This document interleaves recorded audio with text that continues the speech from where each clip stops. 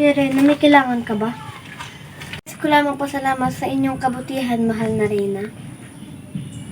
Tama ang ating ina.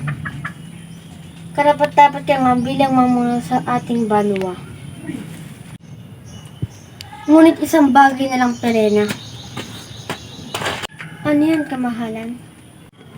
Sa harap ni Emre, nais kong mangako ka kung tunay talaga nagbabalik ang loob mo dito sa Lereo. Nais kong isuko mo sa akin ang brilyante ng apoy. Amihan! Reyna, kahit napatawad na kita, kailangan po rin patunayan ang iyong sarili sa amin. Ibalik mo ang tiwala namin sa'yo. Simulan mo sa pagsuko ng brilyante. Ang karapat dapat ka mali, ibibigay ko to agad sa'yo. Sa ngayon, isuko muna sa akin ang iyong brilyante.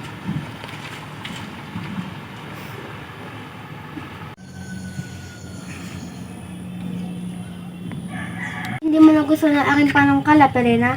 Handa ka na talaga magbago.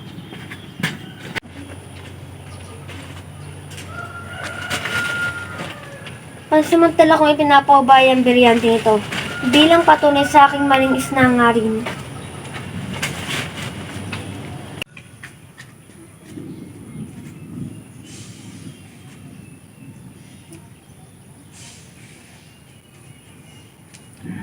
Abisala Eshma, Reyna.